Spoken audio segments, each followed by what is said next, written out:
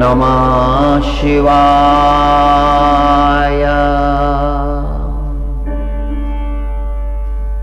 ओम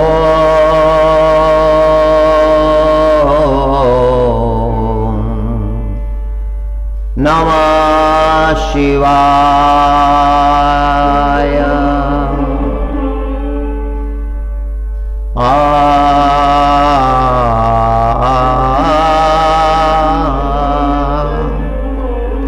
अथ श्री ऋग्वेदा दशम मंडल श्रद्धा सुक्त। श्रद्धयाग्नि समिध्यते श्रद्धया हुयते हविः।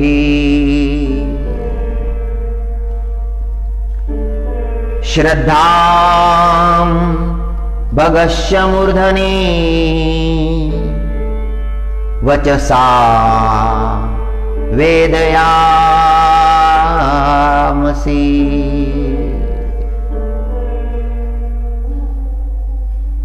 प्रियं श्रद्धे ददतः प्रियं श्रद्धे दिदासताः। प्रियं भोजेषु यज्वस्विदं उदितं कृधि। यथा देवासुरेषु श्रद्धामुग्रेषु चक्रिरे। एवं भोजेषु यज्वस्वस्माक मुदितं कृधि। श्रद्धा देवा यजमाना वायुगोपा उपासते। श्रद्धा हृदया पुत्या श्रद्धया विन्दते वसु। श्रद्धां प्रातः हवामहे श्रद्धां मध्यदिनं परि। श्रद्धां सूर्याशनिमृचि श्रद्धे श्रद्धापयेहाना। ओम श्री ऋग्वेदाय नमः।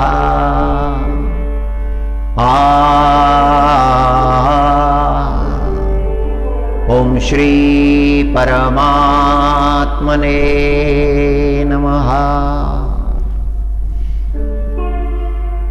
अथ श्रीमद्भगवद्गीता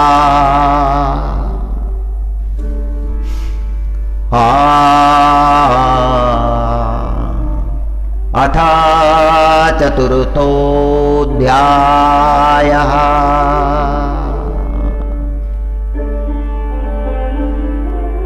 श्रीभगवानुवाच गतसङ्गस्य मुक्तस्य ज्ञानावस्थितचेतसः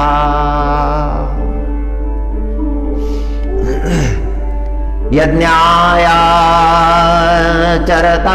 कर्म समग्रं प्रविलीयते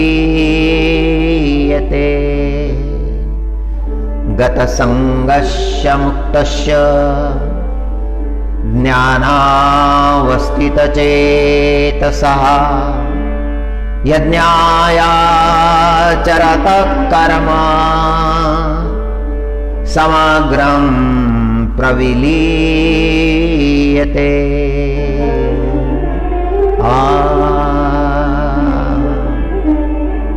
श्री भगवान अर्जुन जी महाराज को जिस पुण्यवान ज्ञानी पुरुष के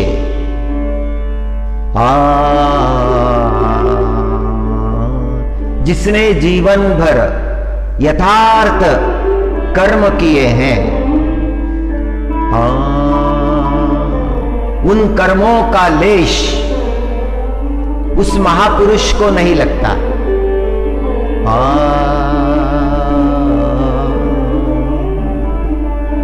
जो यथार्थ कर्म उस महापुरुष ने किए हैं, उन कर्मों का लेप उसे नहीं लगता। वे जो कर्म समर्पित भाव से, भगवत भाव से उसने किए हैं, वे कर्म बंधन का कारण नहीं होते।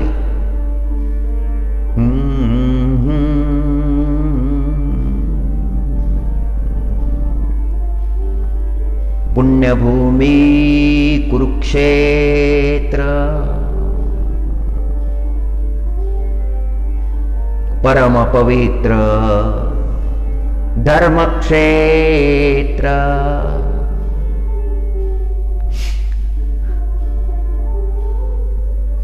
कृष्णनाथ सर्वत्र देखित से अर्जुना।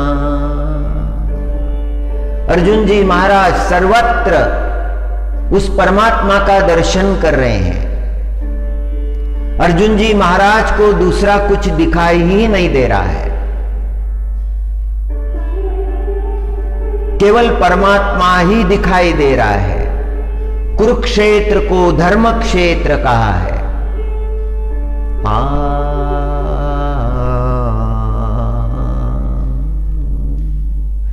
श्रीमद् भगवद गीता के आरंभ में पहला श्लोक जो है वह कुरुवंश के राजा धृतराष्ट्र का है, और पहले श्लोक का पहला ही अक्षर धर्म क्षेत्र है। धृतराष्ट्र ने संजय जी महाराज से पूछा है,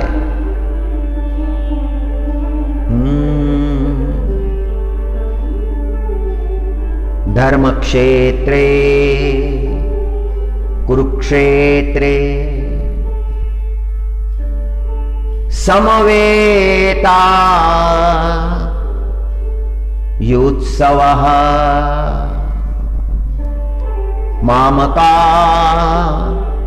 पांडवाश्चैव किमकुर्वत संजय।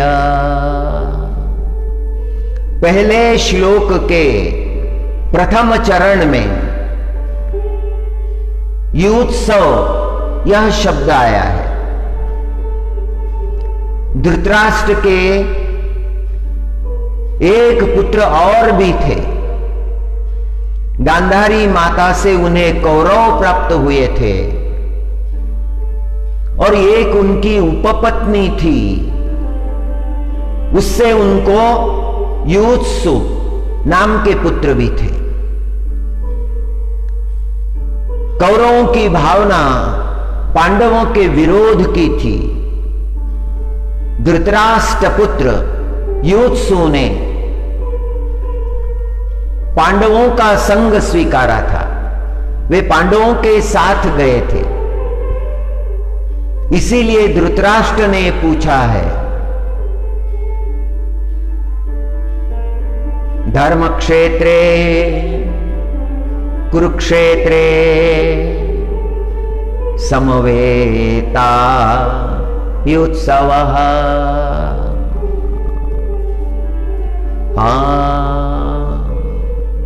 मामका पांडवाश्चैव किमाकुर्वत संजय। धृतराष्ट्र के अंतकरण में ममत्व है। ममत्व रोने का कारण हो जाता है। ममत्व के कारण लोग ज्ञान की बात समझ नहीं पाते। ज्ञान प्राप्ति के मार्ग में ममत्व बाधक होता है। रामायण को देखिए, राजा दुष्ट ममत्व के कारण ही राजा दशरथ राम वियोग से रोते हैं।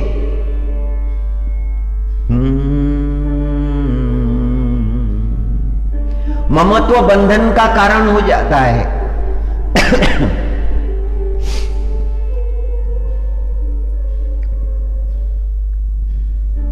धर्म क्षेत्रे कुरुक्षेत्रे, पहले चरण में 4 शब्द है।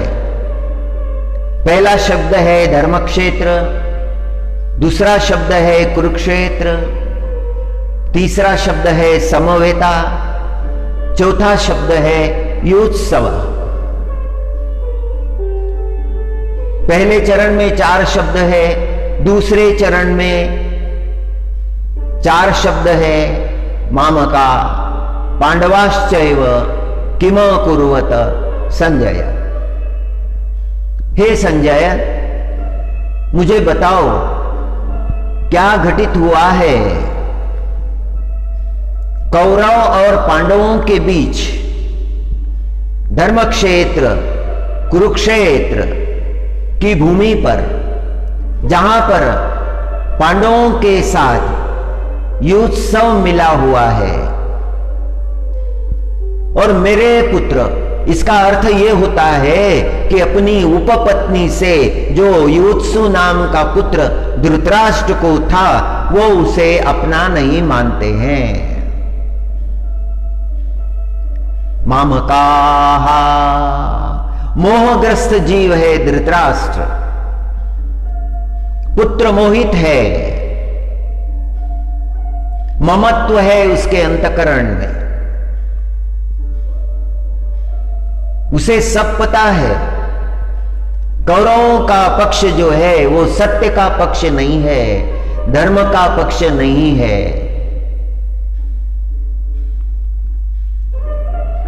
यदि उनका पक्ष धर्म का होता तो धृतराष्ट्र के जीवन में आनंद होता, चिंता नहीं होती।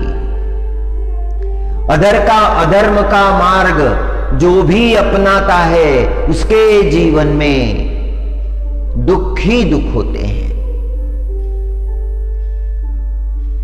जो मार्ग ही सरल नहीं है, जो मार्ग ही शुद्ध नहीं है, जो मार्ग ही धर्म मार्ग नहीं है, उसी अधर्म मार्ग को धर्म मार्ग बताने का प्रयास मोहग्रस्त व्यक्ति करने का प्रयत्न करता है।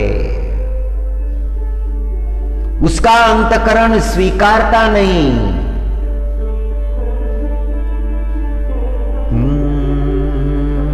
धर्म क्षेत्रे, धर्म क्षेत्र इसलिए कहा है कि वहां पर जो कार्य हुए थे वो सब धर्म के कार्य हुए थे।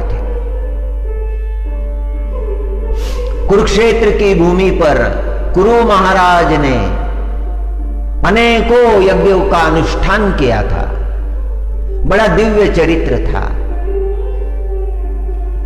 उनके जैसा धराधाम पर कोई धनवान नहीं था। धन आने के बाद में मनुष्य की बुद्धि बिगड़ जाती है। सन्मार्ग से ही धन आना चाहिए, सच्चे मार्ग से ही धन आना चाहिए। बुरे मार्ग से यदि धन की प्राप्ति हुई तो वो धन दुख का कारण होता है।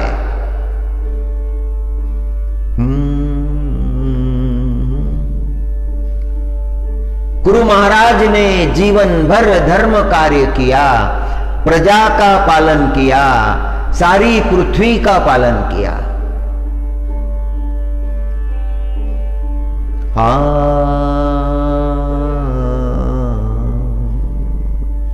और वह कुरुक्षेत्र की भूमि पर यज्ञों का अनुष्ठान किया, जगत कल्याण के लिए यज्ञ, प्रार्थना जगत कल्याण के लिए, उपासना जगत कल्याण के लिए। हे परमात्मा, जगत का कल्याण हो। ओम सर्वे भवन्तु सुखिनः, सर्वे सन्तु निरामया, सर्वे भद्राणि पश्यन्तु, मा कश्चित् दुःखभाग् भवेत्। हे परमात्मा, जगत का कल्याण करो, जगत के लोगों को सुखी करो।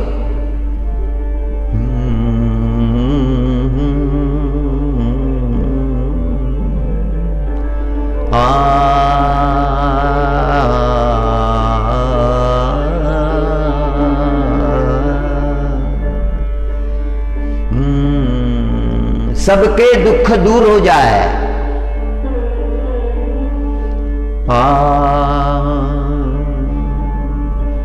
सब निरोगी रहे, ये वेदों की प्रार्थना है। आज की कथा का आरंभ हमने ऋग्वेद के श्रद्धा सूक्त से किया है। अर्थ हमें ज्ञात हो या ना हो, उपासना में उपासना के योग्य शब्द ही होने चाहिए। परमात्मा की कृपा होगी, वो ज्ञान हमारे अंतःकरण में प्रकट हो जाएगा। सब पर कृपा की है। मौली ज्ञानेश्वर महाराज में भैंसे के मस्तक पर हाथ रखा था और भैंसा वेद बोलने लगा था। यह तो ज्ञानेश्वर महाराज का स्पर्श था, जिसके कारण भैंसा भी वेद बोलने लगा था। हम तो मनुष्य हैं, और यदि हमारे जीवन को उनका स्पर्श हो गया, जिनका गुणगान हम हर दिन करते हैं, रोज ब्रह्म मुहूर्त में उठकर उनका गुणगान पहले करते हैं, यदि उनका स्पर्श हमारे अंतकरण को हो जाए, तो हमारे अंतकरण में भी साक्षात वो वेदों का ज्ञान प्रकट हो जाएगा। ये श्रद्धा हमारे मन में होनी चाहिए। ये श्रद्धा सूक्त का संदेश है।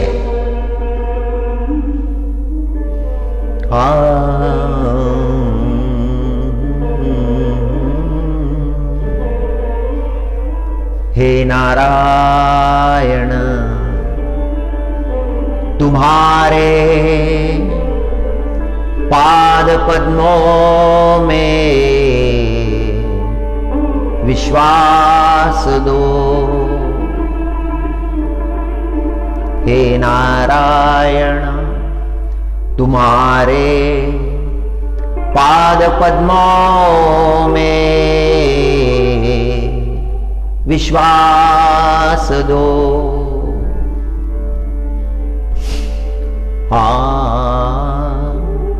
चंद्रभागा तट पंढरीनाथ सहवास दो। बड़ा मांगना नहीं है परमात्मा, आपकी कृपा चाहिए। आपकी कृपा के लिए ही ये प्रार्थना है।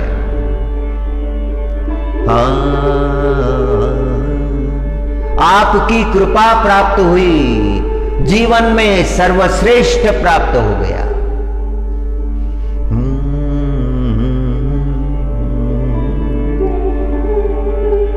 आपकी कृपा सर्वोपरि है। धर्म क्षेत्रे कुरुक्षेत्रे, ये धृतराष्ट्र का वचन है। गुरु महाराज ने जहां यज्ञ अनुष्ठान किए थे, उस स्थान को कुरुक्षेत्र कहा है।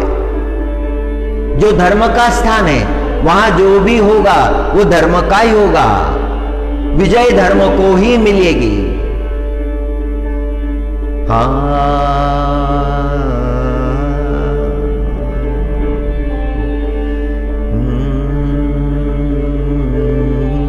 वहां पर युधिष्ठिर महाराज और दुर्योधन को लेकर गए थे कृष्ण परमात्मा।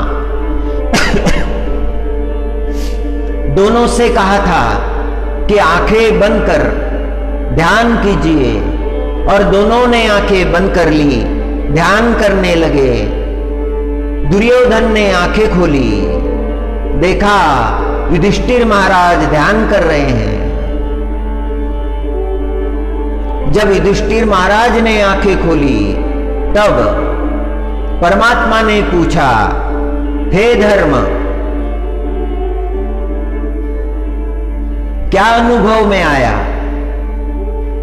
और युधिष्ठिर महाराज ने कहा, आंखें बंद करने के बाद मेरे अंतःकरण में धर्म स्पंदनों का उदय हुआ, अच्छे विचार आए।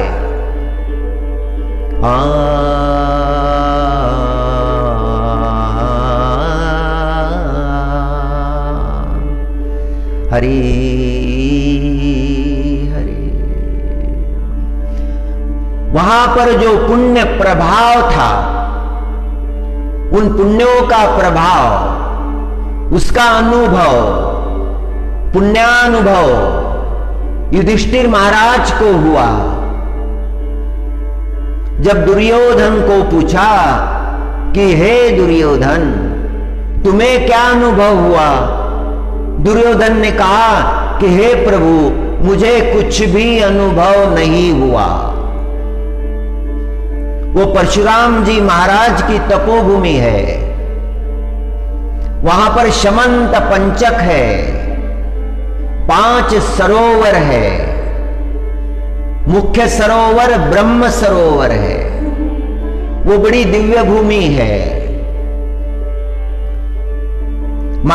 मार्गशीर्ष शुद्ध एकादशी को वहीं पर श्री कृष्ण परमात्मा ने भगवत गीता सुनाई थी, मोक्षदा एकादशी। उस दिन श्रीमद् भगवत गीता का पारायण करना चाहिए। वो पर्व जो है वह गीता जयंती कहलाता है। श्री कृष्ण परमात्मा के चरण वहां लगे हुए हैं। महातीर्थ है कुरुक्षेत्र।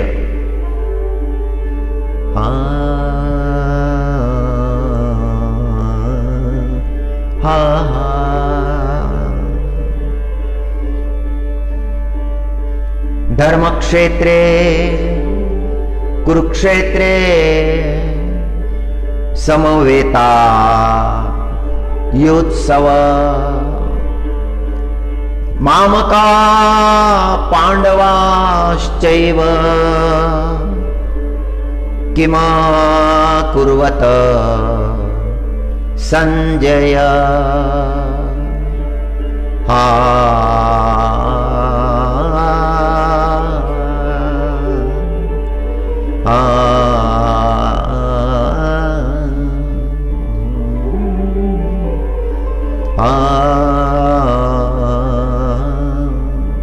और श्रीमद् भगवद गीता का अंतिम श्लोक 18वां अध्याय अंतिम है और उसका अंतिम श्लोक है यत्र योगेश्वर कृष्णो यत्र पार्थो धनुर्धराः तत्र श्री विजयो भूतिर्ध्रुवा नीतिर्मतिर्मम।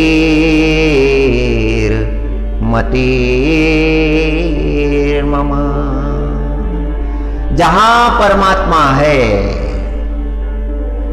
जहां श्री कृष्ण परमात्मा है और पार्थ जैसा धनुर्धर है जो पूर्ण रूप से भगवत शरणागत है,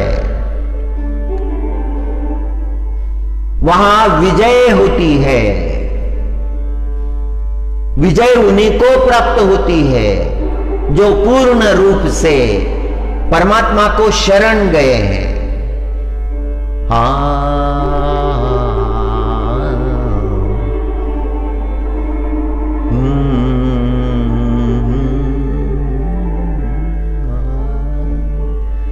तत्र श्री विजयो भूतिर्ध्रुवा नीतिर्मतिर्ममः।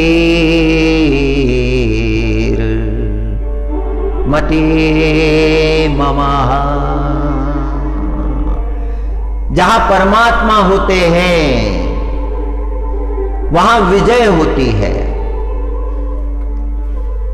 मनुष्य के जीवन का सूत्र है, मनुष्य को परमात्मा शरणागति स्वीकार कर लेनी चाहिए।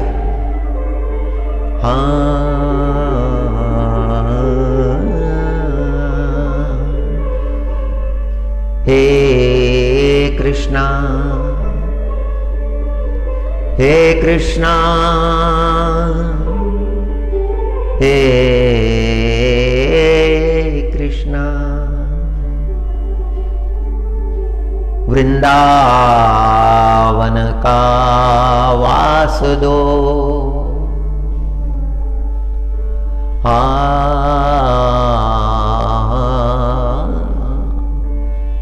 यमुना जी के तट पर निवास दो।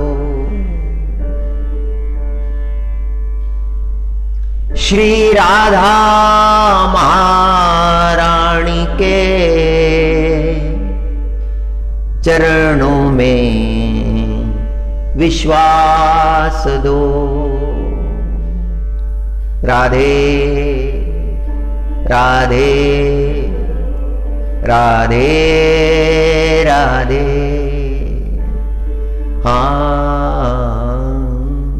मांगने को मांगा है वृंदावन धाम का वास।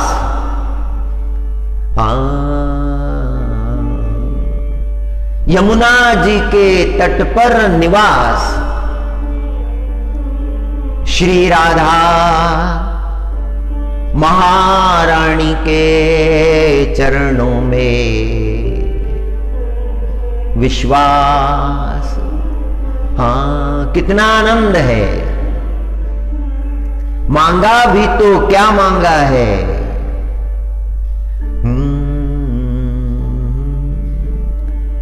ब्रह्म मुहूर्त में यदि हमारे अंतकरण में परमात्मा शरणागति के विचार उदय होते हैं तो हमारा अंतकरण धन्य हो गया है।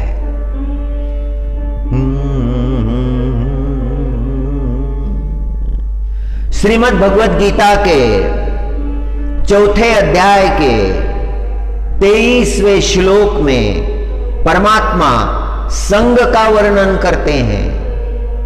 मनुष्य के जीवन में संग का बड़ा महत्व है। सत्संग हमें ऊर्ध्व गति को ले जाता है, परमार्थ गति को ले जाता है, और कुसंग हमें अधोगति को ले जाता है। संग को चुनना पड़ता है, संग का चुनाव करना पड़ता है।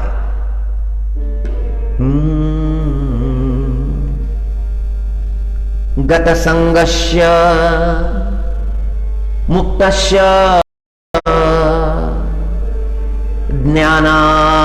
ज्ञानावस्थित चेतसः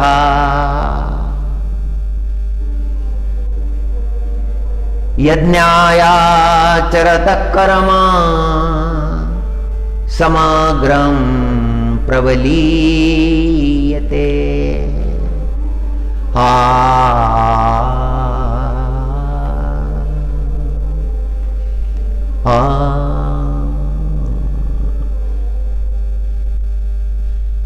जिसकी आसक्ति पूरी तरह से नष्ट हो गई है,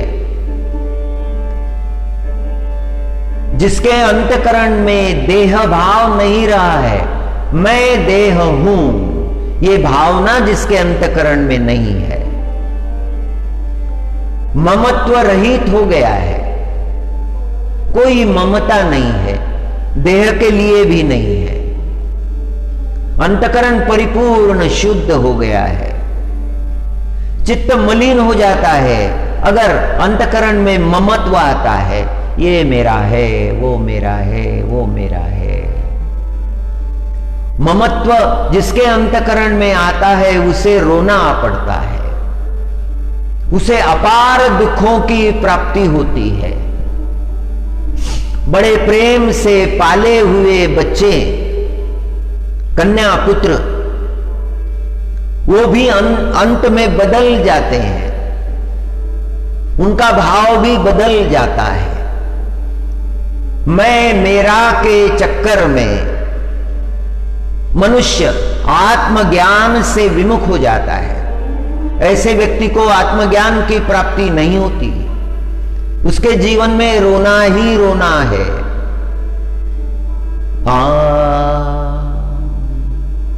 नारद भगवान को एक अनुभव दिया था नारायण भगवान ने। नारद भगवान ने कहा था, प्रभु ममत्व बंधन में डाल देता है।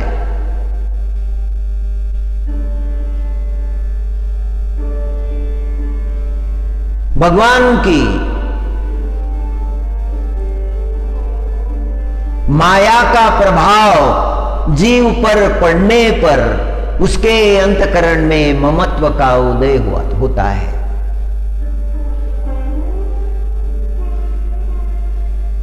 एक बार नारद जा रहे थे, रेगिस्तान से जा रहे थे, मरुस्थल से। नारायण भगवान से माया के बारे में प्रश्न किया था, आपकी माया क्या है, कैसे जीव को बद्ध करती है? यह प्रश्न पूछा था। नारायण भगवान ने कहा कि हे नारद, माया आपको बद्ध नहीं करेगी, आप तो माया मुक्त हो। जब ये बात सुनी तो नारद भगवान के अंतकरण में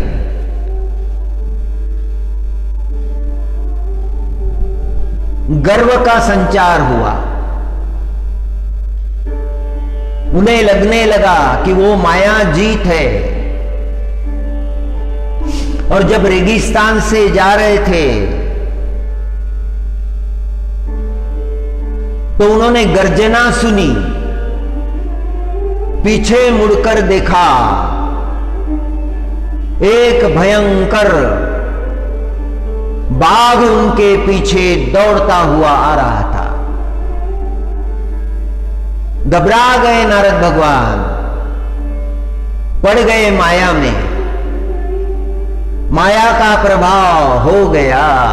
नारद भगवान दौड़ने लगे।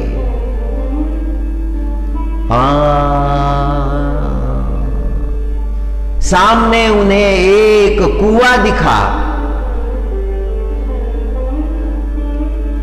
उस कुएं में थोड़ा जल था। नारद भगवान ने उसमें छलांग लगाई, कूद गए।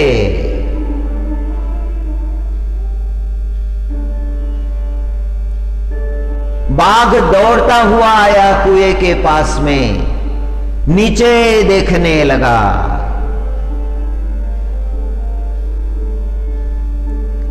जल में नारद भगवान है। उन्होंने जैसी डुबकी लगाई, वे स्त्री बन गए और बाघ जो था वो व्याध बन गया। बड़ी बड़ी लाल लाल आंखें, दाढ़ी, मूछे, क्रोध से चेहरा तमतमा रहा है। और व्याध ने पूछा, कौन हो? और नारद भगवान विचार में पड़ गए, अब क्या बताऊं। शरीर को स्पर्श करके देखा तो पता चला नारद स्त्री बन गए हैं। व्याध ने फिर पूछा, कौन हो? अब क्या बताएं। बार बार व्याध पूछे जा रहा है।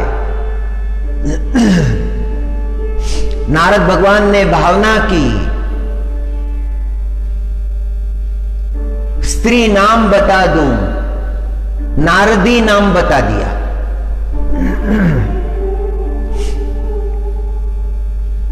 व्याध ने कहा, ठीक है, ऊपर निकलो। नारद भगवान ने कहा कि मैं निकल नहीं सकती। व्याध ने कहा, ठीक है, मैं निकाले देता हूं। नारदी को निकाला व्याध ने। व्याध ने कहा, घर कहां है? अब क्या बताएं, घर कहां है? घर ही नहीं है। नारद भगवान ने कहा, घर नहीं है। घर नहीं, फिर तो माता पिता भी नहीं होंगे। हां, माता पिता भी नहीं, फिर तो ठीक है।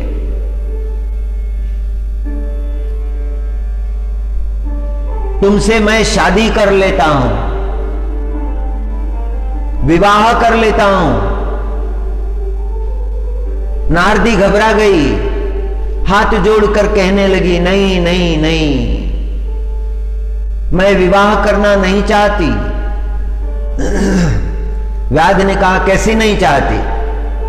हाथ पकड़कर ले गया और उनके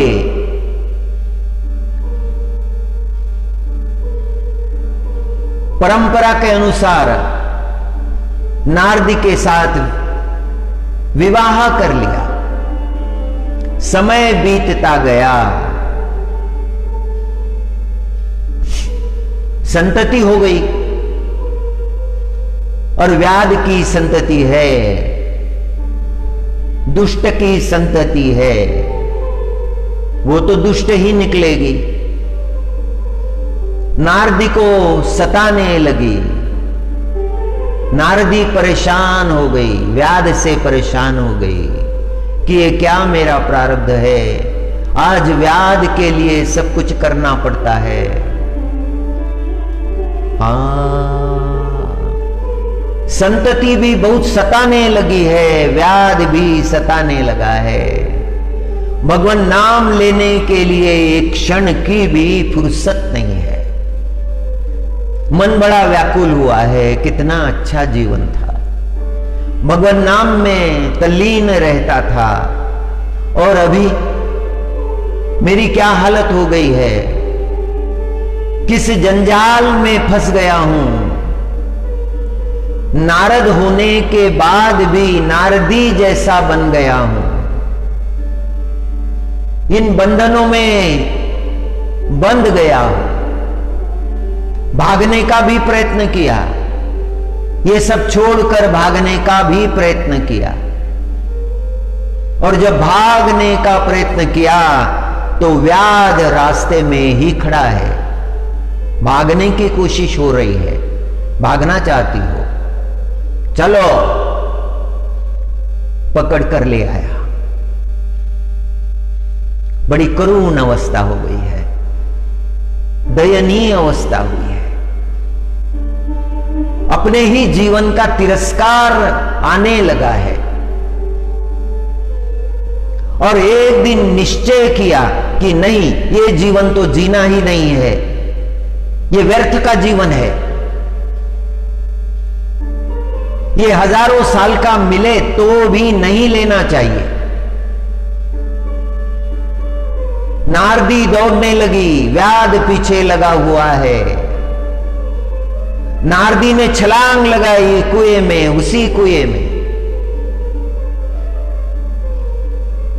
जब जल में डूबी, जल के ऊपर आई तो अपने शरीर को स्पर्श किया और फिर समझ में आया, नहीं, मैं नारदी नहीं हूं, मैं नारद हूं।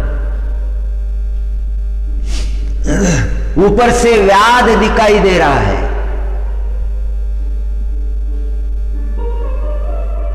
व्याध कहता है, मरने की कोशिश कर रही हो? नारद भगवान ने उत्तर दिया, क्षमा करना हे व्याध, क्षमा करना, मैं आपकी पत्नी नहीं हूं, मैं नारद हूं, मेरे नारायण का भक्त, मैं नारद हूं।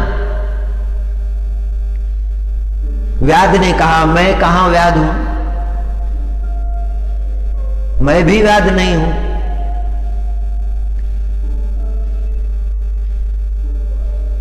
ध्यान से देखा नारद ने और वहां पर नजर आए साक्षात नारायण भगवान, कृष्ण स्वरूप में नजर आए। प्रभु ने हाथ बढ़ाया, नारद को बाहर निकाला और नारद से कहा, अब ढूंढो व्याध कहां है।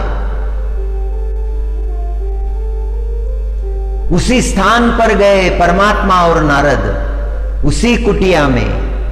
ना तो व्याध है, ना वो बच्चे हैं, कुछ भी नहीं है। नारद भगवान के समझ में आया, हे प्रभु, आपने मुझे माया का दर्शन करा दिया है। अब मेरी समझ में आया, माया बड़ी दुस्तरणीय है।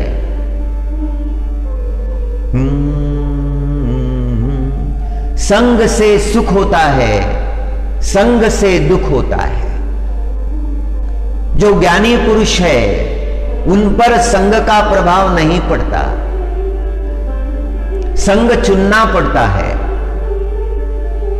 कुसंग में मनुष्य को कभी भी किसी भी परिस्थिति में नहीं जाना चाहिए।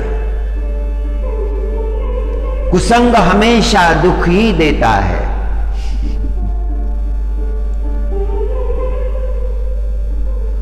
जिनका चरित्र श्रेष्ठ है,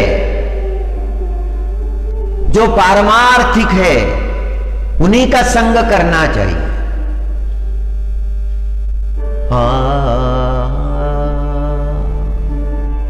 एक राजा बड़ा दुराचारी था, भयंकर कर्म किया करता था, पाप किया करता था। उसके पिताजी भी वैसे ही थे, उसके दादाजी भी वैसे ही थे, उसके परदादा भी वैसे ही थे। उसके राजभवन में पाप के संस्कार थे। अभी तक जितने भी हुए थे वो पापाचारी हुए थे, बड़े भयंकर चरित्र के थे। हत्या उनके लिए कोई मायना नहीं रखती थी।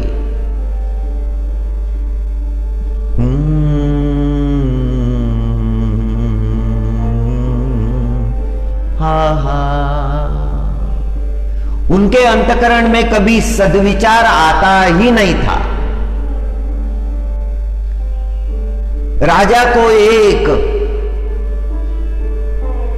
धर्मचारिणी पत्नी भी थी।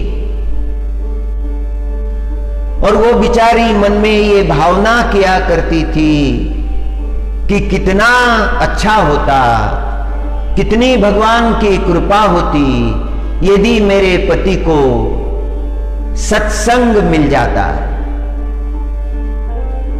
यदि क्षण भर के लिए वो संत संग में बैठ जाता, संत की कृपा होती।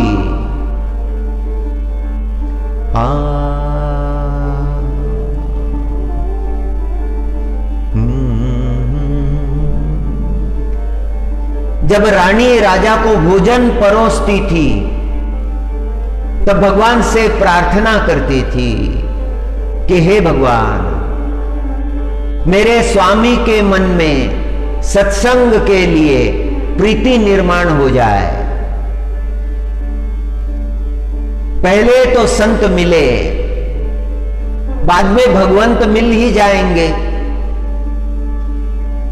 जिन्हें संत मिले हैं उन्हें भगवंत अवश्य मिले हैं। पत्नी की नित्य प्रार्थनाएं थी, पत्नी का नित्य चिंतन था। राजा जब भी पत्नी को देखता था तो उसके अंतःकरण में शांति का भाव निर्माण होता था।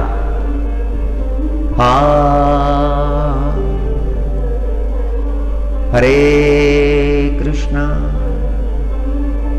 हरे कृष्णा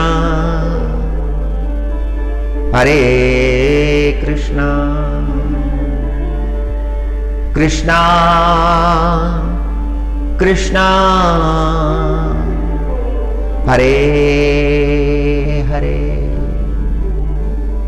हरे राम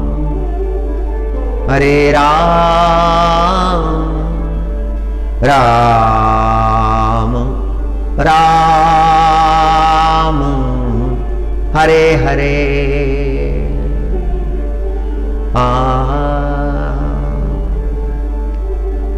एक दिन रानी ने राजा से कहा कि महाराज, मेरी इच्छा है,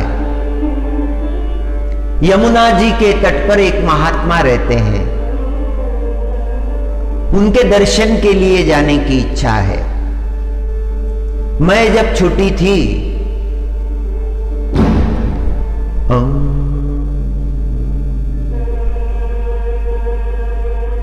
हरे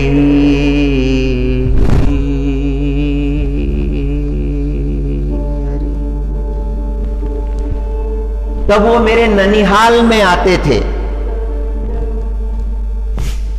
और मुझे आशीर्वाद देते थे। उनके दर्शन को जाने की इच्छा है। राजा ने कहा, तुम्हारा ननिहाल तो बहुत दूर है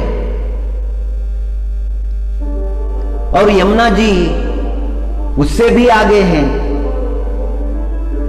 महारानी कहने लगी, कई दिनों से मैं अपने ननिहाल गई नहीं हूं, उनको बड़ा आनंद होगा, आप भी चलिए। राजा ने व्यवस्था कर दी। राजा और रानी रथ में बैठकर यमुना जी की ओर चल पड़े। रानी की बात राजा ने मान ली, इससे रानी बड़ी प्रसन्न थी।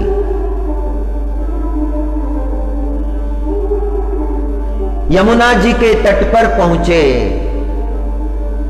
यमुना जी के तट पर जिस कुटिया में स्वामी जी का निवास था वहां पर गए। देखा स्वामी जी महाराज अपनी नित्य पूजा कर रहे हैं।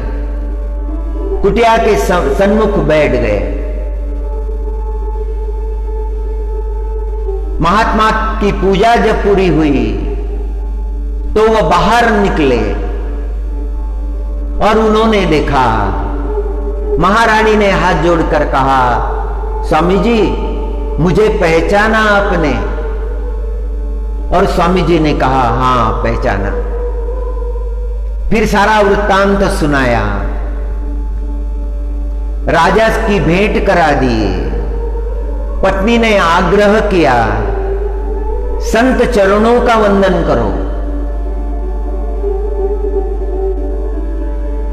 राजा ने कभी संतों के चरणों में सिर नहीं झुकाया था, संतों को सताने का ही काम किया था। किंतु पत्नी के संग के कारण अंतकरण में वो भावना निर्माण हो गई। राजा ने विरोध नहीं किया, संत के चरणों में वंदन किया। संत ने राजा के मस्तक पर हाथ रखा। जैसे ही राजा के मस्तक पर हाथ रखा, राजा के जो पूर्व संस्कार थे वो सारे छोड़कर चले गए। राजा को परम शांति का अनुभव हुआ। राजा का जीवन बदल गया। जो धर्म का विरोध करने वाला था वो धर्मवान हो गया। संग का बड़ा परिणाम होता है। संग को चुनना चाहिए, सत्संग प्राप्त करना चाहिए। हाँ, व्यवहारिक जीवन में सत्संग बड़ा लाभकारी है, परमात्मा की ओर ले जाने वाला है।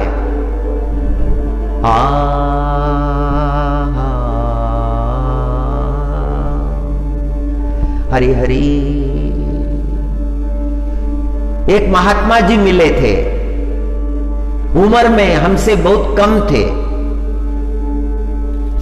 किंतु ज्ञान में हमसे कई गुना बड़े थे।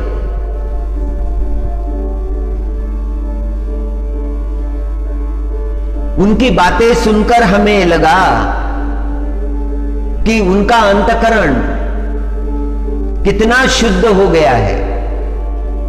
आत्मा अनात्म विवेक उनको प्राप्त हो गया है।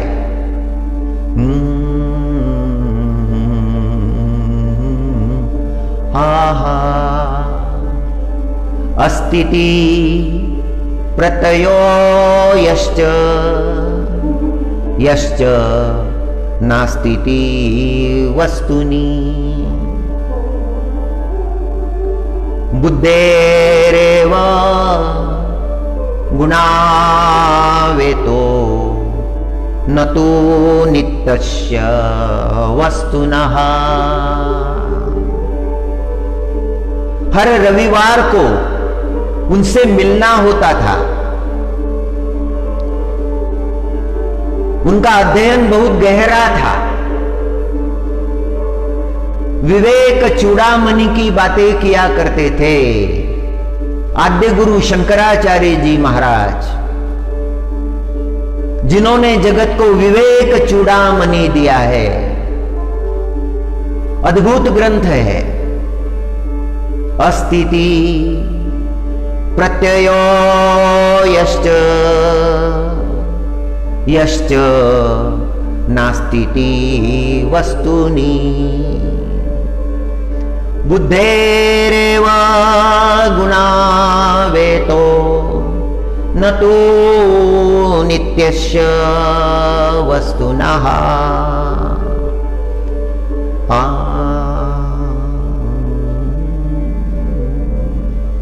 पदार्थ का होना या ना होना, ये जो ज्ञान है ये बुद्धि का गुण है।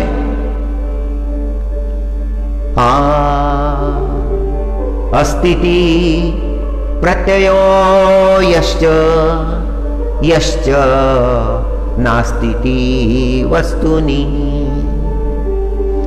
बुद्धेरेव गुणावेतो न तो नित्यस्य वस्तुनः।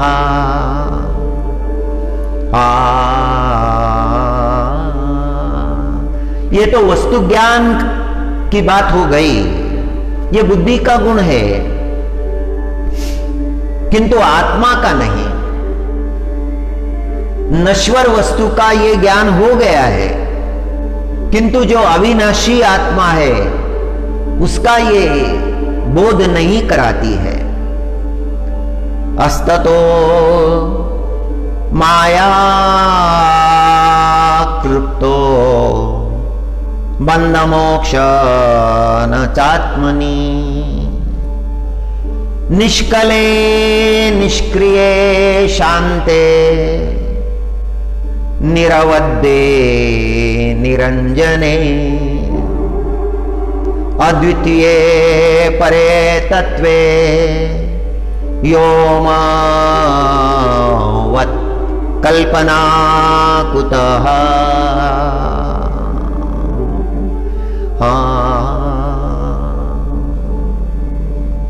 बड़ा गहन अर्थ है।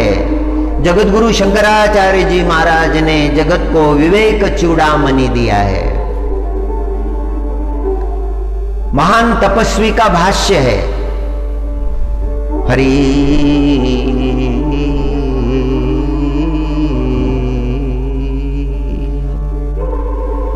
हरि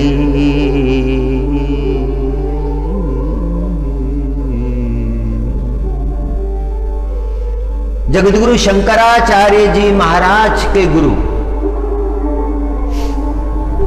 गोविंद भगवत पाद थे। जब गोविंद भगवत पाद से मिलने के लिए जगतगुरु शंकराचार्य जी गए और उस गुफा के सन्मुख हाथ जोड़कर खड़े हो गए। वहां पर बैठे हुए ऋषि मुनि वह शंकर से कहने लगे, हे शंकर, बड़ी दूर से आए हो, केरल देश से आए हो, पैदल चलकर आए हो, तुम्हारी आयु बहुत कम है, हम यहां कई वर्षों से हैं उनका एक दर्शन प्राप्त करने के लिए। अभी तक हमें उनका दर्शन प्राप्त नहीं हुआ है।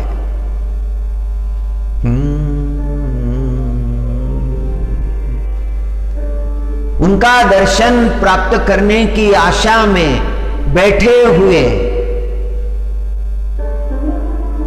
हम वृद्ध हो चले हैं, हमें वृद्धत्व प्राप्त हो गया है, फिर भी उनका दर्शन नहीं हुआ। उनसे दो शब्द हम नहीं सुन सके। गोविंद भगवत पाद की बड़ी महिमा है। उनसे मिलने के लिए व्यासो नारायण आते हैं, जो साक्षात नारायण भगवान के अवतार हैं। उनसे मिलने के लिए सनकादि मुनीश्वर भी आते हैं। द्वापर युग से वो यहां बैठे हुए साधना कर रहे हैं, किसी से बातचीत नहीं करते हैं। तुम्हें उनका दर्शन प्राप्त होना बड़ा दुर्लभ है।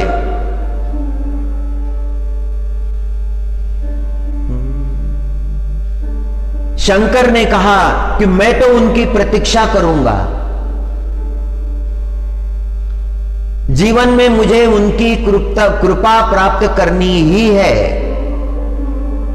मेरे सामने दूसरा कोई विकल्प नहीं है और मुझे दूसरे विकल्प की आवश्यकता भी नहीं है। मेरा निश्चय है उनकी कृपा मुझ पर अवश्य होगी। अपना संकल्प बोल के दिखाया शंकर ने। कुछ समय बाद भीतर से ध्वनि आया, शंकर आओ। और शंकर भीतर चले गए। नर्मदा के तट पर उस गुफा में अद्भुत वहां तपश्चर्या का प्रकाश था। तपश्चर्या के स्पंदन वहां पर विराजमान थे। भीतर जाते ही शंकर को अनुभव हुआ कि ये कोई सामान्य स्थान नहीं है। दिव्य तेज, ऐसा तेज कभी जीवन में देखा ही नहीं था। हा हा हा हा कृपा ही केवलम, कृपा ही केवलम। चरणों में दंडवत कर दिया।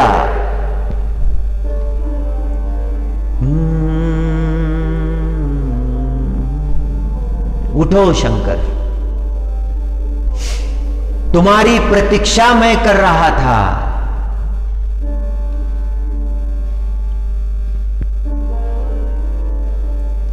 हाँ, गुरु कृपा हो गई।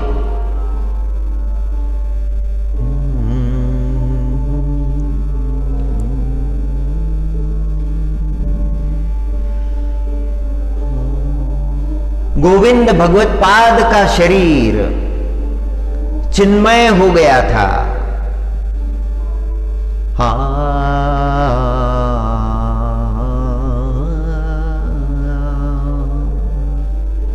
शिष्य रूप में स्वीकार किया शंकराचार्य जी महाराज का और उन्हें आज्ञा दी कि जाओ, काशी जाओ, विश्वनाथ भगवान के चरणों में रहो, गंगा तट पर रहो, वहां तुमसे मिलने वेद व्यास आएंगे,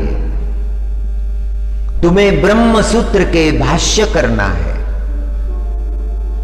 गुरु आज्ञा का पालन किया शंकराचार्य जी महाराज ने। व्यासो नारायण भगवान का दर्शन हुआ। वेद उपनिषद शास्त्रों का ज्ञान प्राप्त किया। उपनिषदों पर भाष्य लिखे, विष्णु सहस्र नाम पर भाष्य लिखे। शांकर भाष्य अद्भुत है, जगत के ग्रंथों में अनमोल निधि है।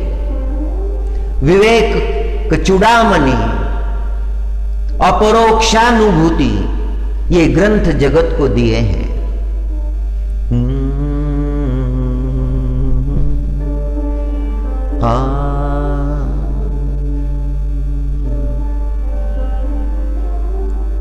पुनरपि जननम पुनरपि मरणम पुनरपि जननी जठरे शयनम, यह संसारे बहुदुस्तारे, कृपया पाहि पाहि मुरारे। भज गोविंदम भज गोविंदम गोविंदम भज मूढ़मते।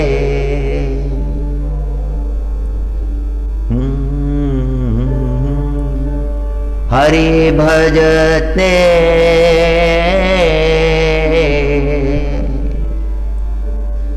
हरि भजते लागे नहीं काल व्याल दुख झाल।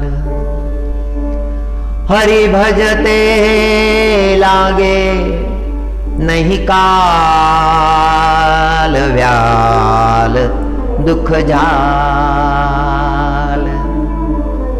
राजस्थान की एक संत स्वामी चरणदास जी महाराज की शिष्या दयाबाई का ये पद है। दयाबाई ने बड़े सुंदर पदों की रचना की है। दयाबाई के पदों में ब्रह्म ज्ञान है, परमार्थ ज्ञान है।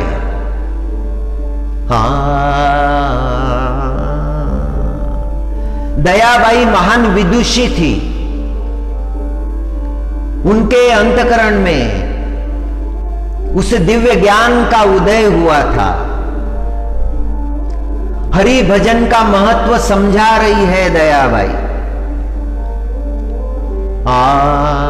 हरि भजते लागे नहीं काल।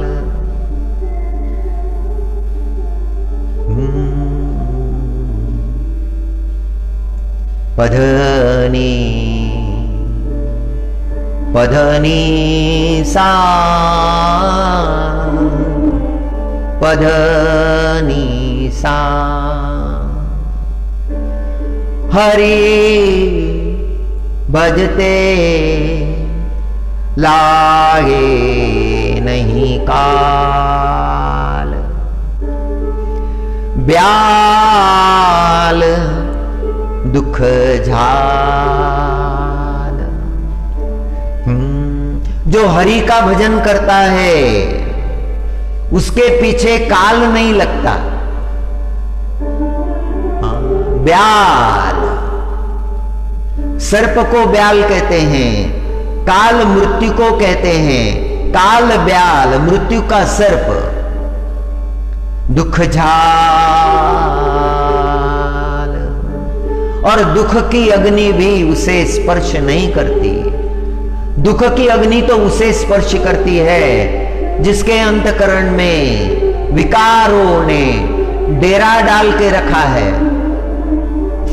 जिसके जीवन में विकार है उसके जीवन में परमात्मा नहीं है। जिसके जीवन में विकार है वह हरि भजन कर ही नहीं सकता है। विकार उसको हरि भजन करने नहीं देते। कामी कहां राम का नाम लेगा।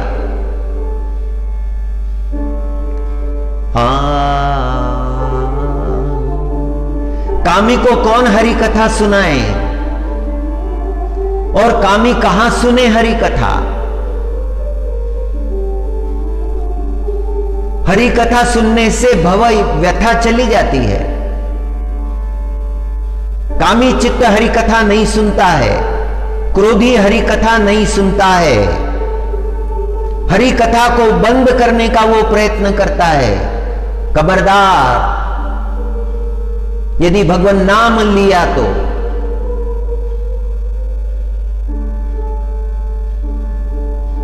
संतों की निंदा करता है, संत को कष्ट देने का काम करता है। वो कहां सुनेगा। संत उसे सुनाने का प्रयत्न करते हैं उसका कल्याण करने के लिए। संत उस पर प्रेम करते हैं उसके माता पिता से भी अधिक।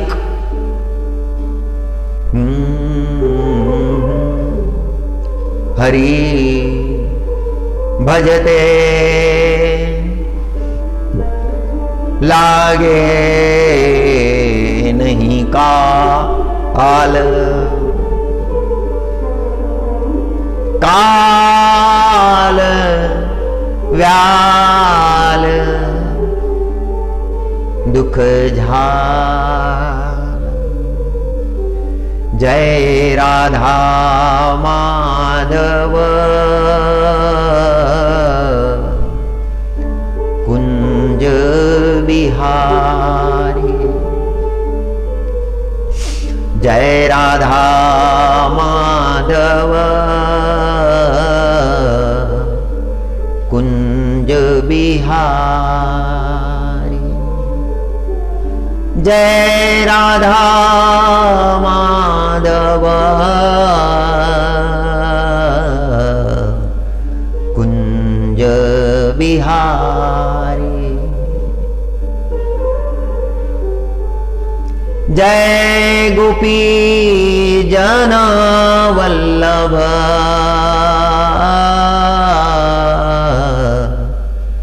जय गिरिवरधारी।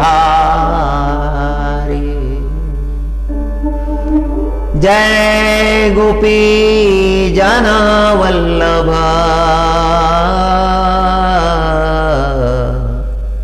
जय गिरिवरधारी।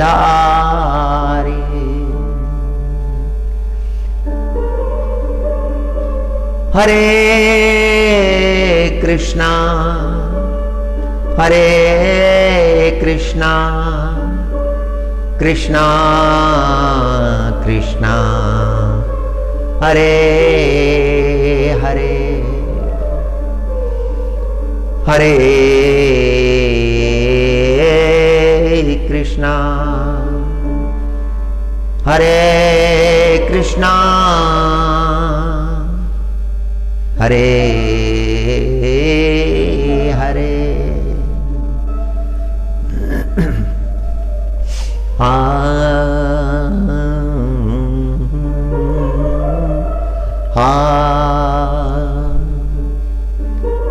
महाराष्ट्र के गोदावरी तट पर किसी गांव में दिगंबर पंत देशपांडे रहते थे।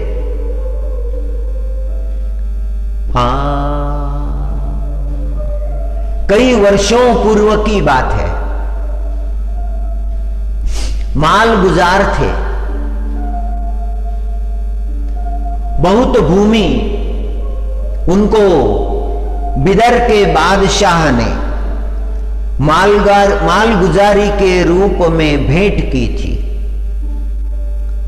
और ये हर साल मालगुजारी ले जाकर बिदर में जमा करते थे। एक बार भयंकर अकाल पड़ा।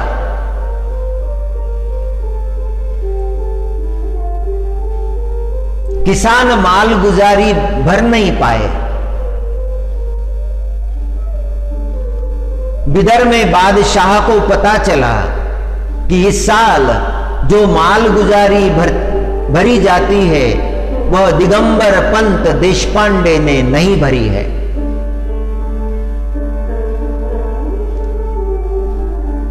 राजा ने अपने सैनिक भेजे और दिगंबर पंत देशपांडे से कहा कि जो रकम आप हर साल कर के रूप में भरते हैं, मालगुजारी भरते हैं, वह आपने इस वर्ष नहीं भरी है। इसीलिए बादशाह सलामत आपसे खफा है। 1 महीने के अंदर यदि आपने मालगुजारी जमा नहीं की तो आपको दंड दिया जाएगा। आपको 1 महीने की मोहलत दी जाती है और तब तक आपका पुत्र 17 साल का आपका बेटा दासोपंत बिदर में बंधक रहेगा।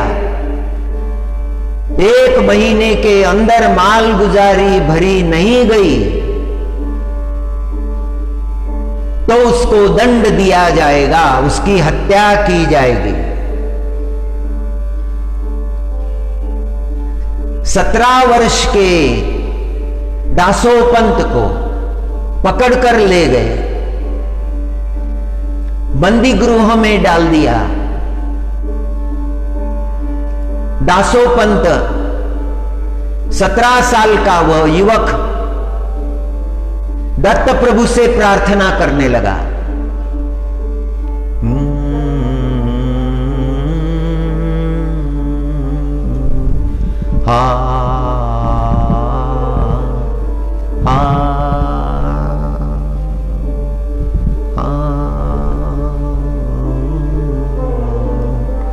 हरे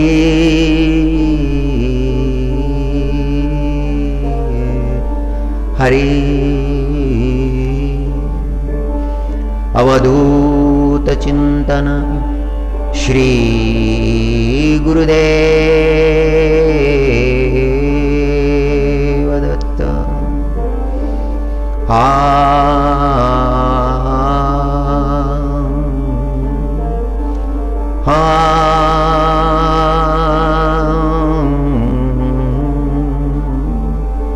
हरि नारायण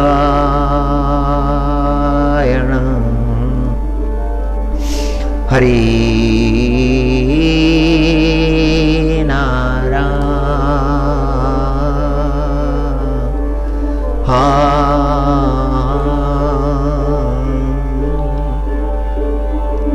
ब्रह्मानंदम परम सुखदम केवलम ज्ञानमूर्ति द्वंद्वातीतं गगन सदृशं तत्वमस्यादिलक्ष्यम्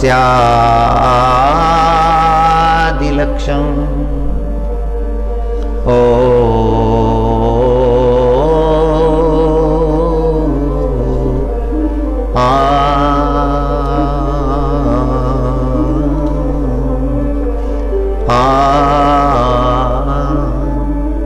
काषाय वस्त्रं करदण्डधारिणं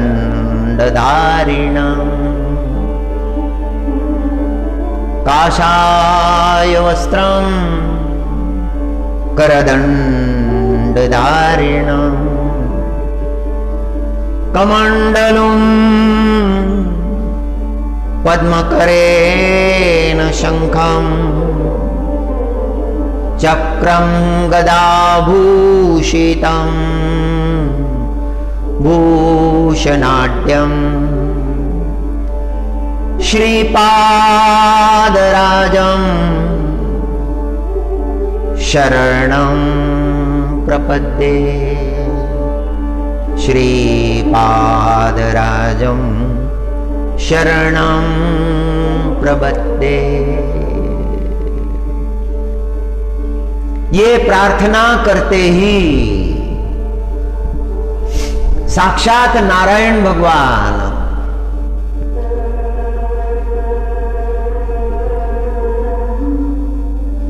जिनका दत्त अवतार भी है, उन्होंने स्वयं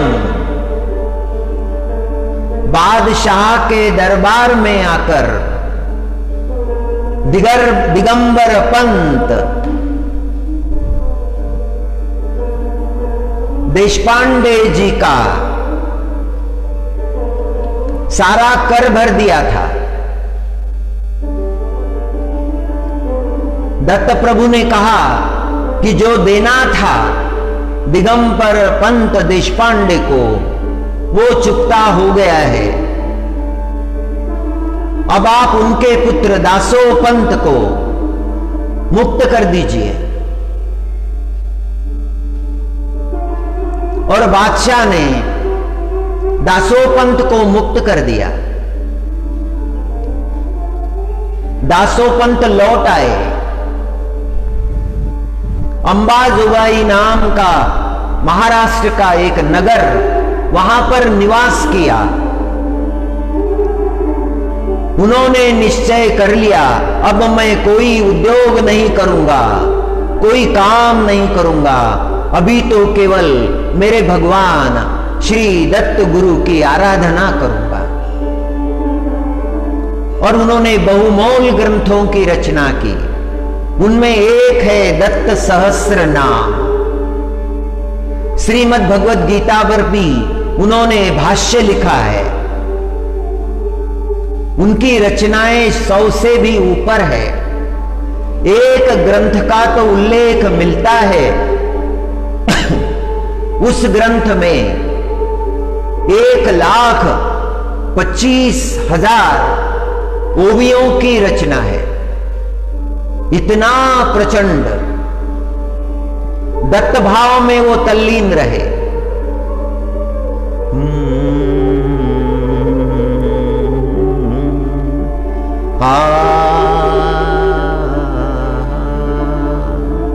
उन्होंने उपनिषदों पर भी भाष्य लिखा था, दशोपनिषद।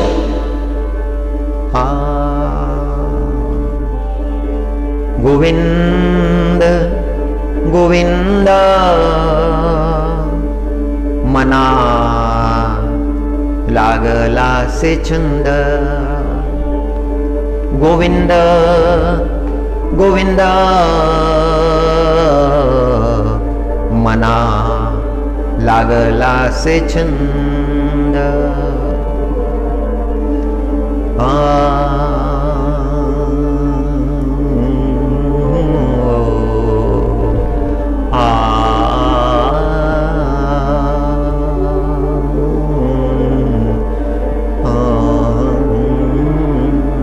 गतसंगस्य मुक्तस्य ज्ञानावस्थितचेतसः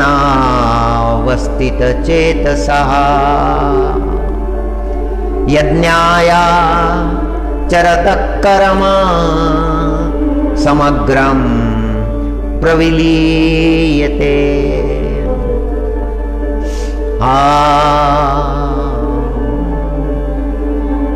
जयाची सरली आसक्ती देहाभिमान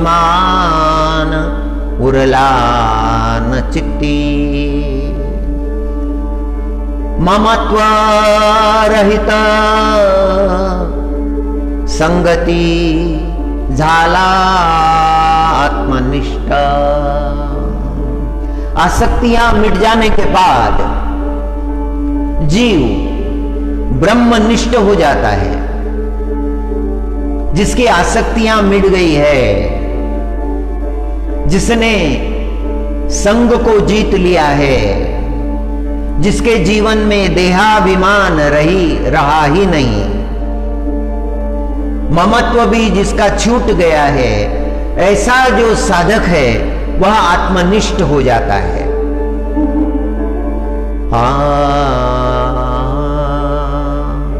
जगतगुरु शंकराचार्य जी महाराज सन्यासियों में यह प्रमाण है। परमात्म भाव जयाचा स्थिर लया गेले विषयांचे स्वर। चैतन्याचे जो घर आपण झाला। क्या करना चाहिए मनुष्य को?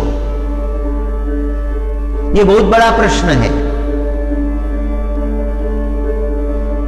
एक शिष्य ने अपने गुरु से पूछा कि महाराज, ये ज्ञान तो बड़ा दिव्य है, किंतु ये सब लोग प्राप्त कैसे करेंगे? ये सबके लिए कैसा संभव है? कुछ तो ऐसे अभागी है कि उनका जन्म भर संपर्क किसी संत से नहीं होता, और जगत में आत्मज्ञानी संत प्राप्त करना सुलभ नहीं है।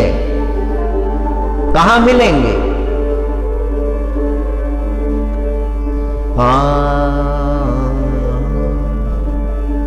महात्मा जी ने कहा अवश्य मिलेंगे, तुम्हें ढूंढते हुए आएंगे।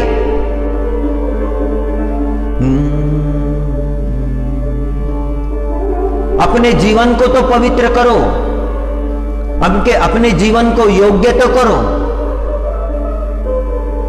चरित्र की सुगंध जब तुम्हारे जीवन में निर्माण हो जाएगी, तब परमात्मा किसी को भेज देंगे, कृपा करेंगे। माऊली ज्ञानेश्वर महाराज ने उपदेश किया है,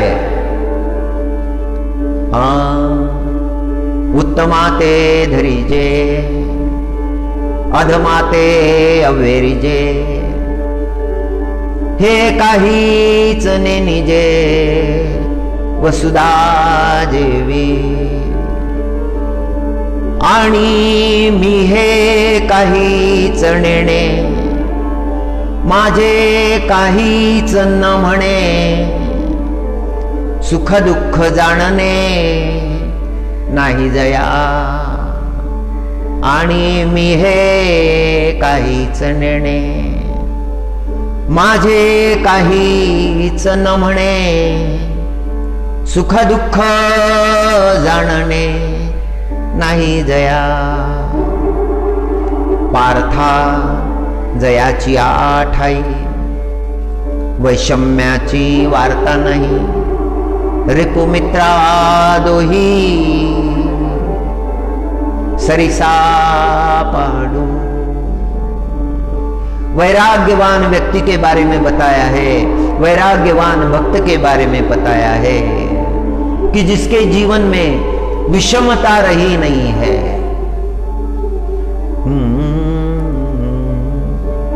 आणि वैषम्याच्या ठाई वैष्णव वैषम्याची वार्ता नाही।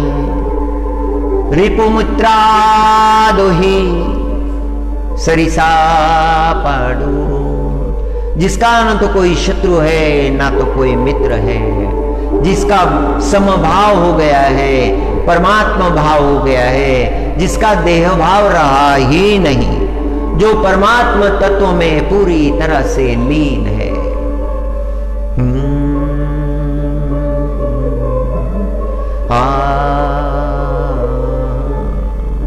त्रेता युग में भगीरथ महाराज होकर गए हैं,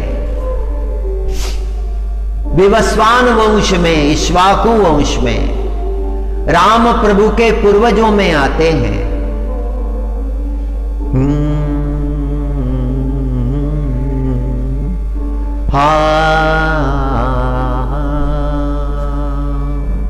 सगर महाराज के वंश में जिन्होंने जन्म लिया था,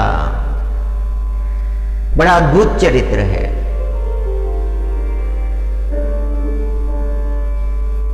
सगर महाराज का पुरुषार्थ जगत प्रसिद्ध था।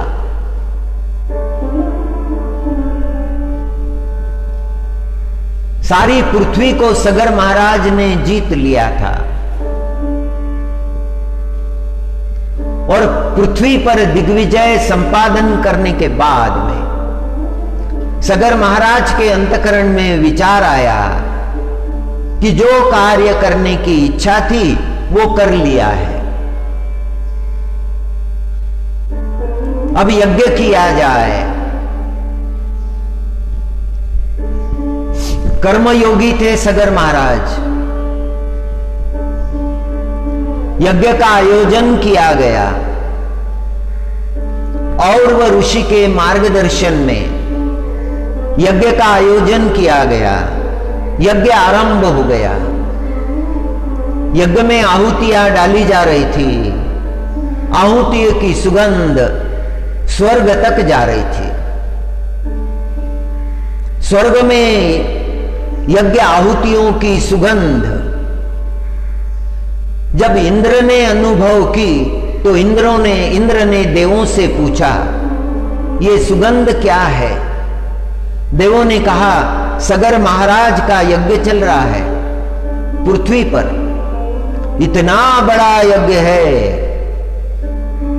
न कभी ने पहले कभी किया, ना किसी को करना संभव है, न भूतो न भविष्यति। यह यज्ञ पूरा होने के बाद इंद्र पद के अधिकारी वो हो सकते हैं। इंद्र पद के अधिकारी हो सकते हैं। ये बात सुनते ही इंद्र के मन में ईर्ष्या निर्माण हो गई।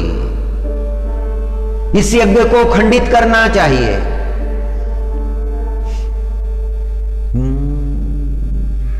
क्रोध के अधीन जो होता है वो पाप कर्म से डरता नहीं। काम के अधीन जो होता है वो पाप करने से डरता नहीं। ईर्ष्या के अधीन जो होता है वो भी पाप प्रवृत्त हो जाता है। और इंद्र के अंतःकरण में ईर्ष्या निर्माण हो गई है। मेरा स्थान कोई ना ले, भयंकर स्वार्थ है।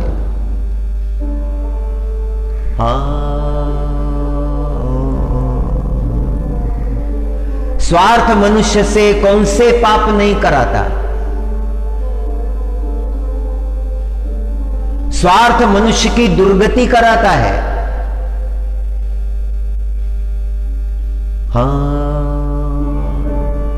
और इंद्र ने वही किया। गुप्त रूप से इंद्र यज्ञ में गया और यज्ञ का जो पशु था, यज्ञ पशु अश्व, उसे वहां से यज्ञ मंडप से चुरा कर ले गया और जाकर कपिल नारायण भगवान के आश्रम में उसने रख दिया। समुद्र के तट पर आश्रम था। यज्ञ पशु नहीं है। यज्ञ पुरोहित पूछने लगे, पशु कहां गया? राजा ने आज्ञा दी, खोज करो। अपने सारे पुत्रों को भेज दिया। राजा की 2 रानियां थी। एक रानी से केवल एक ही पुत्र था, उसका नाम था असमंजस। वह राजा का विरोधी था। दूसरी पत्नी के कई पुत्र थे। दूसरी रानी के वो पुत्र ढूंढने के लिए गए, सगर पुत्र। सारी पृथ्वी उन्होंने खोज डाली, पृथ्वी खोदने का भी काम किया। आज भी कई स्थानों पर पृथ्वी खुदी हुई लगती है, लगता है किसी ने उसे खोदा है। वो काम सगर पुत्रों ने किया था यज्ञ पशु ढूंढने के लिए। और ढूंढते ढूंढते वो समुद्र के तट पर आए। कपिल भगवान का आश्रम उन्होंने देखा। ध्यानस्थ बैठे हुए परमात्मा के अवतार श्री नारायण अवतार कपिल भगवान बैठे हुए थे। पीछे यज्ञ पशु खड़ा था। वह आक्रोश करने लगे, प्रलाप करने लगे, संकल्प बोलने लगे, अभद्र बोलने लगे। ये सन्यासी चोर है, इसी ने हमारा यज्ञ पशु यहां लाया है, तपश्चर्या का ढोंग कर रहा है। जब इस तरह से बोलने लगे,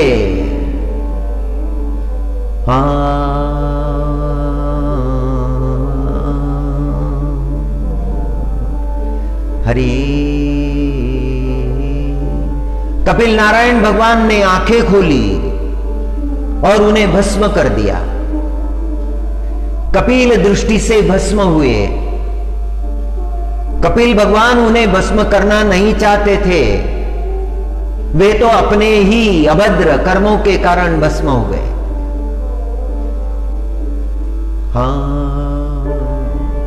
पुत्र लौटे नहीं। सगर महाराज बड़े चिंतित हो गए। अब क्या हो?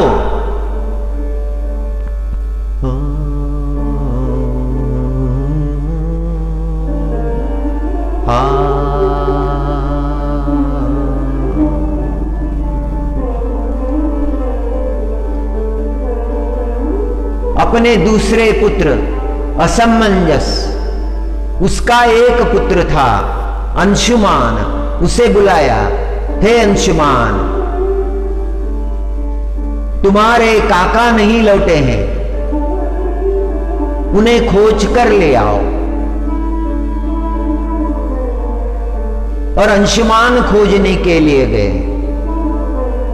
अंशुमान का चरित्र बड़ा दिव्य था। वे अपने दादाजी को बहुत प्रिय थे और दादाजी को प्रसन्न करने के लिए हमेशा उनके मनानुकूल आचरण करते थे। कपिल भगवान के आश्रम में आए, अश्व को देखा, वहां राख पड़ी हुई थी। कपिल भगवान ने स्वागत किया, आओ अंशुमान। अंशुमान ने भूमि पर मस्तक टेक कर वंदन किया कपिल नारायण भगवान को। सारा वृत्तांत सुनाया, हे भगवान, मेरे काका श्री नहीं लौटे हैं, यज्ञ खंडित हो गया है, मेरे दादाजी बड़े उद्विग्न हैं। कपिल नारायण भगवान ने कहा कि यज्ञ पशु इसी आश्रम में है, ये तुम्हारे काका है, ये यहां पर राख होकर पड़े हुए हैं, मेरी दृष्टि से भस्म हो गए हैं। अब तुम यहां पर गंगा ले आओ, तब तुम्हारे काका मुक्त हो जाएंगे। अंशुमान ने वंदन किया कपिल नारायण भगवान को, अश्व लेकर आए, दादाजी को अश्व दिया। दादाजी बड़े प्रसन्न हुए, यज्ञ पूरा हुआ। दादाजी को सारा समाचार मिला, दादाजी को वैराग्य हो गया। सगर महाराज हिमालय में तपश्चर्या करने चले गए। अंशुमान राज्य करने लगे। मन में कपिल वचन का स्मरण होने लगा। जब भी स्मरण आता बड़े दुखी हो जाते, एकांत में बैठते, अपने गुरु से पूछने लगे, मैं क्या करूं? कपिल नारायण की आज्ञा है गंगा ले आओ।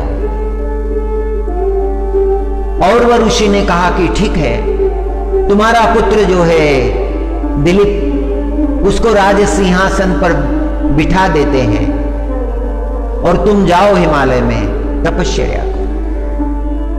हिमालय की घाटियों में एक ऊंचे पर्वत शिखर पर अंशुमान जी महाराज ने तपस्या आरंभ की।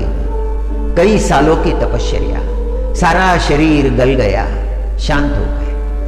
समाचार मिला, तब तक दिलीप राजा का विवाह हो चुका था, उसे पुत्र भी था। उस पुत्र को राज सिंहासन पर बिठा दिया। वह पुत्र था भगीरथ।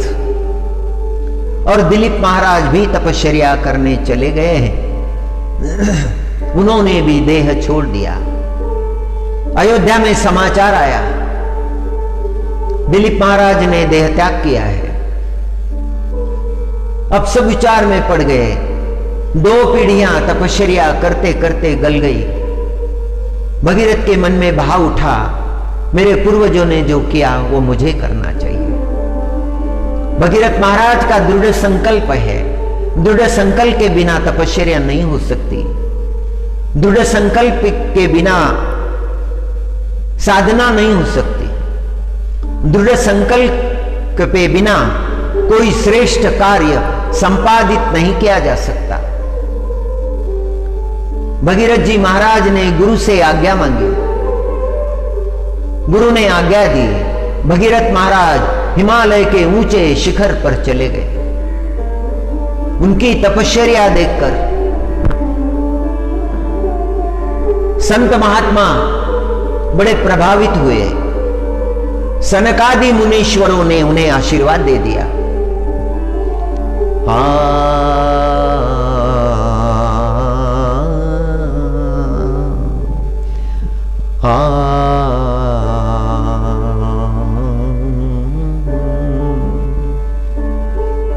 भगवत चिंतन करने लगे। ऐसी दिव्य तपस्या उन्होंने की, नारायण भगवान प्रसन्न हो गए। नारायण भगवान के आशीर्वाद प्राप्त हो गए। ब्रह्मा जी के आशीर्वाद प्राप्त हुए। शिव भगवान के आशीर्वाद प्राप्त हुए। भगवती गंगा को आज्ञा हुई। गंगा जी ने कृपा की, भगीरथ के सामने प्रकट हो गई। गंगा जी ने दर्शन दिया। नमामि गंगे, नमामि गंगे, नमामि गंगे, नमामि गंगे। गंगा जी का दर्शन प्राप्त हुआ।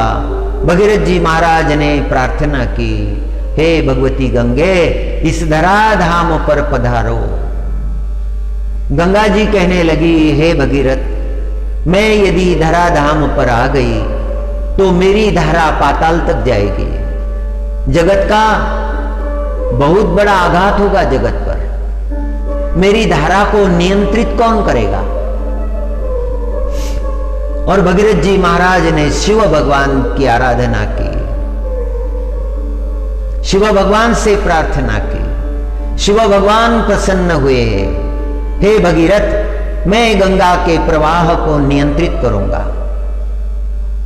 और भगीरथ ने हाथ ऊपर ऊंचे उठाकर प्रार्थना की, हे भगवती गंगे, अब जगत में पधारो। और गंगा की धारा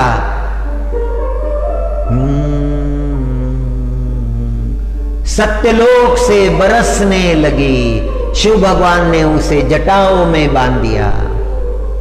भगीरथ जी महाराज ने प्रार्थना की, एक धारा छोड़िए भगवान, और शिव भगवान ने एक धारा छोड़ दी।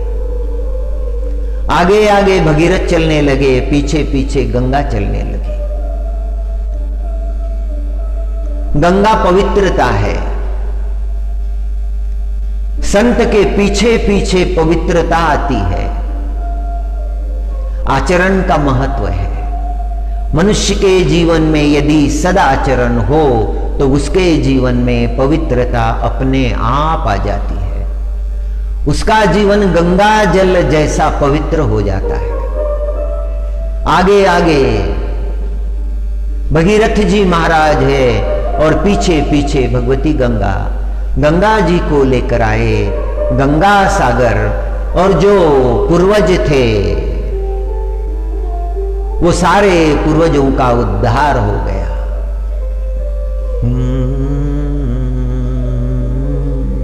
जीवन में एक बार गंगा सागर का दर्शन करना चाहिए।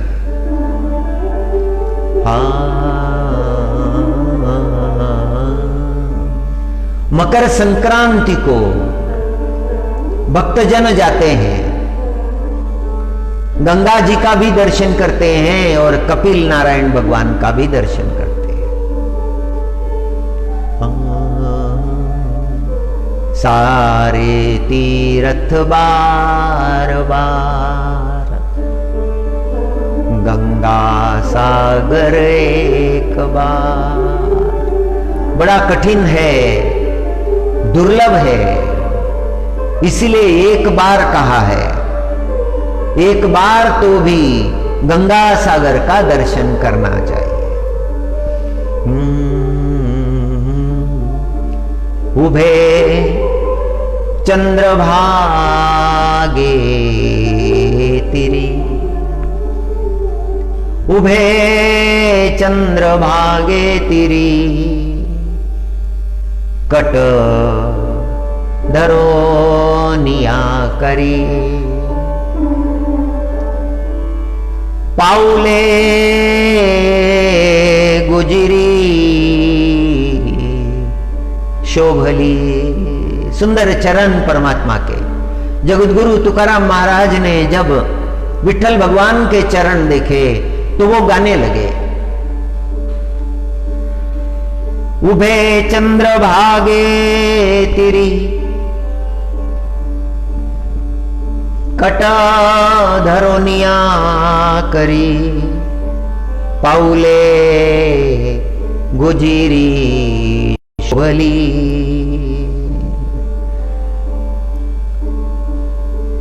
तयाचा छंद माझ्या जीवा, काया वाचा मने हेवा। तयाचा छंद माझे जीवा, काया वाचा मने हेवा। संचिताचा ठेवा, जोड़ी हाथी लागले। मुझे मेरा परमात्मा प्राप्त हो गया है, ये आनंद है।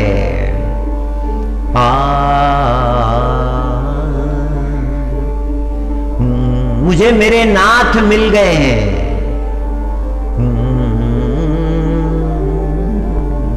अब तो मेरे जीवन में आनंद की सीमा नहीं है।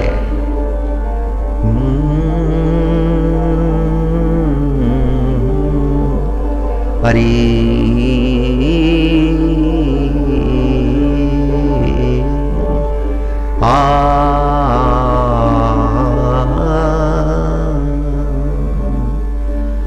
जय राधा माधव,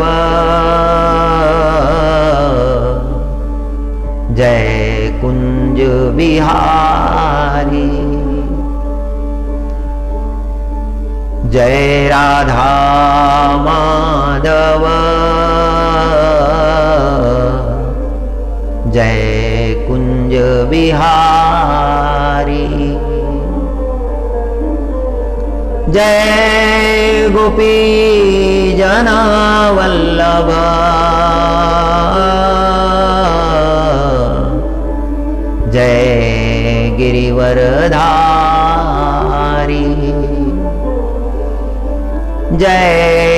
गोपी जना वल्लभ जय गिरिवरधारी।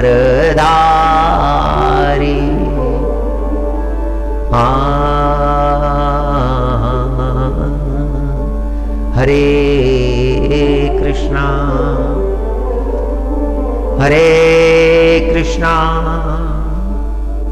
कृष्णा कृष्णा हरे हरे।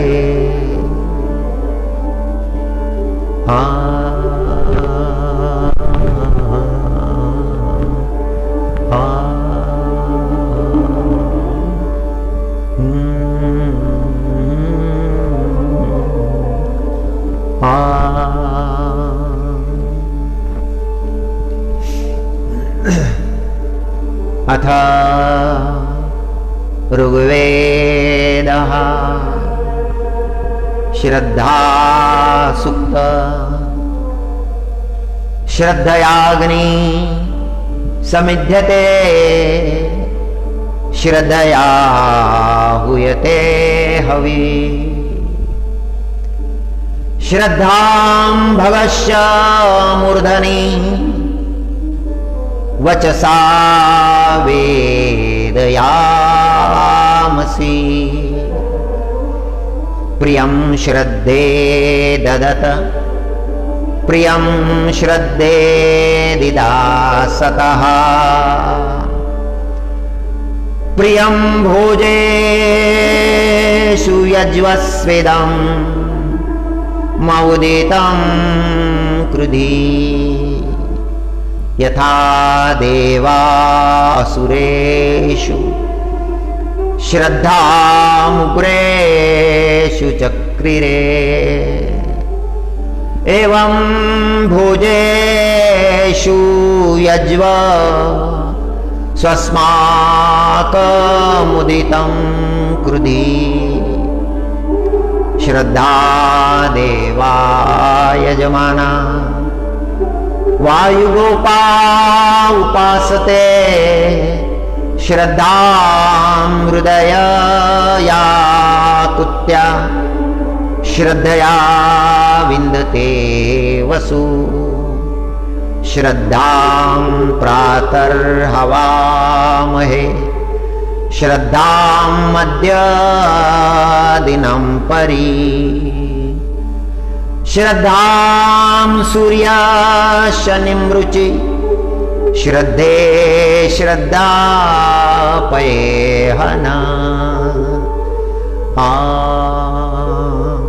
ॐ श्री कृष्णार्पणमस्तु। ॐ नमो नारायण। ॐ नमो नारायण।